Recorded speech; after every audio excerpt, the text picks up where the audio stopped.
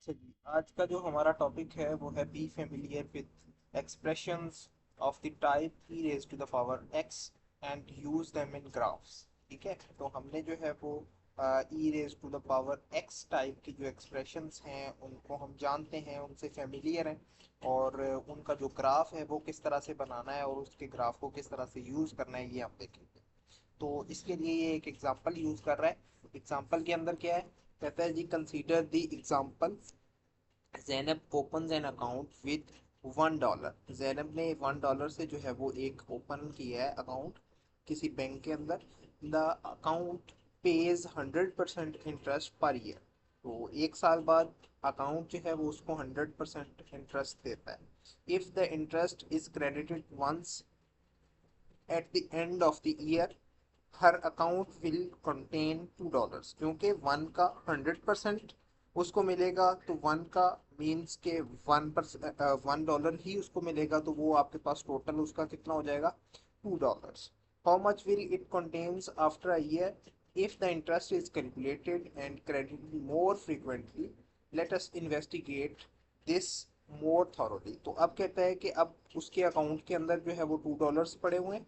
तो उसके अंदर जब 100% उसका जो है वो इंटरेस्ट होगा तो फिर वो 4% इंक्रीज हो, $4 बन जाएगा। $4 के बाद $8 बन जाएगा। $8 के बाद $16। तो इस तरह से हम इस तरह की एग्जांपल्स को, इस तरह के फिनोमिनास को जो है वो यहाँ पे देखते हैं। ठीक है, तो इसके अंदर सबसे पहले तो ये देखो कि आपके पास ईयरली है, तो ये 1+1/1 होल पावर 1। अब ये कैसे, often interest is credited in to the account. तो value of the account after year, तो आफ्टर 1 ईयर उसकी कितनी वैल्यू हो जाएगी, $2 हो जाएगी। ठीक है, semi annual, semi annual means that के 6। अब अब अगर देखें तो सेमी एनुअल के अंदर वन, तो एज इट इज उसकी पेरेंट अमाउंट है प्लस 1/2 मीन्स हाफ ईयर। ठीक है, तो हाफ ईयर के अंदर उसकी कितनी वैल्यू बन जाएगी, नेक्स्ट हाफ ईयर के अंदर तो उसका स्क्वायर आ जाएगा। स्क्वायर मीन्स दैट के सेकेंड ईयर है। ठीक है, तो वो आपके पास, आप इसको सिंप्लीफाई करोगे तो 2.25 आ जाएगा। इसी तरह क्वार्टर की अगर बात करेंगे तो 4 ईयर के बाद उसकी वैल्यू जो है वो इतनी हो जाएगी। देन मंथली की बात करें तो 12 मंथ्स के बाद उसकी वैल्यू जो है वो ये हो जाएगी। देन वीकली उसकी वैल्यू, क्योंकि एक ईयर के अंदर जो है वो 52 वीक्स होते हैं, तो इस तरह से इसको कर लेंगे।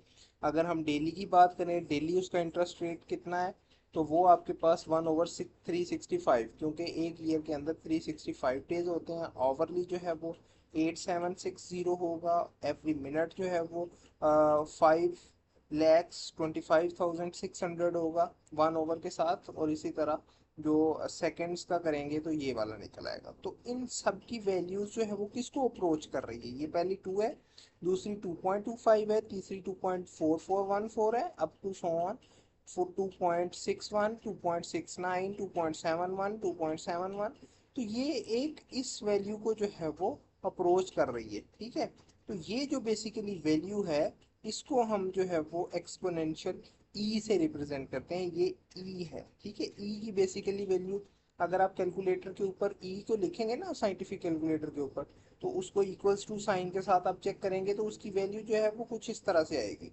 तो ये जो एक्सपोनेंशियल ई है ये आपके पास एक इरेशनल नंबर है जिसकी value 2.718281 up to so on इस तरह से वैल्यू चलती जाती है, क्योंकि ये तो अब एवरी सेकंड्स तक है। जब आप इससे भी ज्यादा आगे मूव करेंगे तो ये आपको और क्लियर जो है वो वैल्यूज देगा। ठीक है, अब कहते हैं द अमाउंट इन हर account gets bigger and bigger, get the more often the interest is compounded but the rate of growth slows. तो अब इसके अंदर जो है वो इसकी अमाउंट तो इंक्रीज कर रही है लेकिन उसका जो ग्रोथ रेट है वो बहुत स्लो है। कैसे, देखो कि 2.25, 4, 4, 6, 9, 7, 1, 7, 1, 8, 7, 1, 8, 2, 7, 1, 8, 2, तो इसका जो आपके पास ग्रोथ कह सकते हैं ना, इसकी बहुत स्लो हो रही है, ग्रोथ रेट बहुत स्लो है। The calculated value appears to be approaching a fixed value. This value gets closer and closer to a fixed value, that is 2.718282 47254, the number is called ई। इस नंबर को हम जो है वो एक्सपोनेंशियल या ई कह देते हैं। The number E is called natural exponential, इसको नेचुरल एक्सपोनेंशियल भी कहते हैं, बिकॉज इट अराइजेज नेचुरली। तो ये क्योंकि नेचुरली हमें मिला है तो इसको हम नेचुरल एक्सपोनेंशियल कहेंगे, ठीक है। In mathematics and has numerous real life applications, ठीक है। तो इसकी रियल लाइफ में एप्लीकेशंस काफ़ी ज़्यादा हैं। अभी हम जो है वो इसकी एग्जांपल 6 करते हैं, आपको ज़्यादा क्लियर हो जाएगा। एग्जांपल 6 के अंदर क्या कहता है, draw the graph of e raise to the power x and e raise to the power minus x. तो ई जो है वो बेसिकली अब हर जगह पे आप उसकी जो है वो डेसिमल फॉर्म तो नहीं लिखोगे, तो कैलकुलेटर्स के ऊपर ई जो है वो नंबर बना होता है तो आप उसको एज इट इज यूज करोगे। और ई एक कांस्टेंट नंबर है, तो अगर ई की पावर 0 करेंगे तो आपका आंसर जो है वो 1 आ जाएगा, ठीक है। E raise to the power 1 करेंगे तो ये as it is up to 2 decimal places या अप टू 2 सिग्निफिकेंट फिगर्स 2.7 आ जाएगा। E raise to the power 2 करेंगे तो 7.4 आ जाएगा, 3 करेंगे तो 20 आ जाएगा, 4 करेंगे तो 55 आ जाएगा। इसी तरह -1 करेंगे तो 0.37 आ जाएगा, -2 करेंगे तो 0.14 आ जाएगा, ठीक है। ये है e raise to the power x के लिए टेबल। अगर हम e raise to the power x minus x के लिए टेबल प्लॉट करें तो फिर क्या होगा फिर इस तरह से होगा कि 0 पुट करेंगे तो वो तो 1 ही आएगा, ठीक है, क्योंकि किसी भी कांस्टेंट की पावर 0 होगी तो वो 1 आ जाएगा। इसी तरह अगर 1 पुट किया तो वो x1 पुट किया तो e raise to the power -1 हो जाएगा, दैट इज 0.37। अगर 2 पुट करेंगे तो ये -2 अपीयर होगा, तो ये इसका आंसर 0.14 आ जाएगा।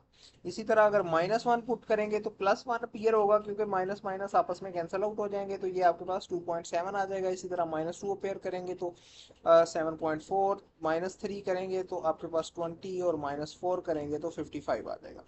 अब इन सारे पॉइंट्स को हमने क्या किया, ग्राफ के ऊपर प्लॉट किया। ये एक पॉइंट बन जाएगा, एक जो है वो ये पॉइंट बन जाएगा, एक जो है वो ये पॉइंट बन जाएगा, एक ये पॉइंट बन जाएगा, एक ये।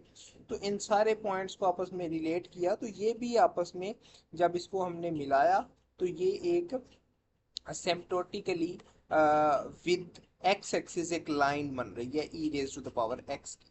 जब इसको ऑपोजिट करेंगे, e raise to the power minus x का करेंगे, तो पहले ये असिम्प्टोट बन रहा है नेगेटिव एक्स एक्सिस की तरफ। जब इसका नेगेटिव एक्स लेंगे ई रेज टू द पावर, तो देन ये जो है वो क्या करेगा, ये असिम्प्टोटिकली पॉजिटिव एक्स एक्सिस को जो है वो मीट करेगा, लेकिन उसके साथ कभी भी टच नहीं होगा, ठीक है।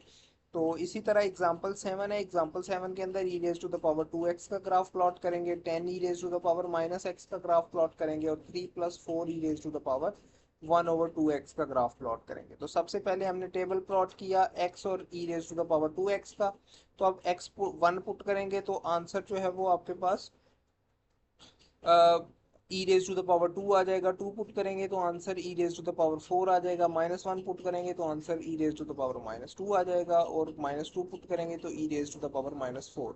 सिंप्लीफाई किया तो ये एक टेबल जनरेट हो गया। इसी तरह 10 e raise to the power -x है, मतलब e raise to the power -x वाला टेबल तो ड्रॉ है, आप उसको भी यूज करके हर एक वैल्यू को 10 से मल्टीप्लाई कर सकते हैं। अदरवाइज आप अलहदा से भी इसका टेबल प्लॉट कर सकते हैं, ठीक है। उसके बाद थर्ड वाला है, तो e raise to the power 1/x 2x के अंदर x की वैल्यू पुट करते जाएंगे, फिर इसको 4 से मल्टीप्लाई करेंगे, देन ऐड करेंगे 3, तो आपका जो है ये टेबल प्लॉट हो जाएगा। जब टेबल ड्रॉ हो जाएगा देन आप जो है वो टेबल की वैल्यूज को जो है वो ग्राफ के ऊपर रिप्रेजेंट करेंगे, तो आपका इस तरह से जो है वो ग्राफ प्लॉट हो जाएगा। तो ग्राफ प्लॉटिंग इतना कोई प्रॉब्लम नहीं है, ये आपने पहले भी किया हुआ, ठीक है। On page 7 to 9, you saw the connection between log y is equals to log x base a and y is equals to a raised to the power x. The function y is equals to log x base e is particularly important in mathematics, and so it has a special notation. तो अब जो log के base में e आ जाता है, पहले तो होता है कोई भी कांस्टेंट आ जाए a, तो उसके लिए तो आपके पास e raise y is equal to a raise to the power x आ जाता है। जब आपके पास बेस जो है वो नेचुरल एक्सपोनेंट आ जाता है तो हम उसको एल एन ई लिखने की सॉरी लॉग ई लिखने की बजाय हम सिंपल उसको एल एन लिख देते हैं। तो l n means that natural logarithm, right. Your calculator should have special button for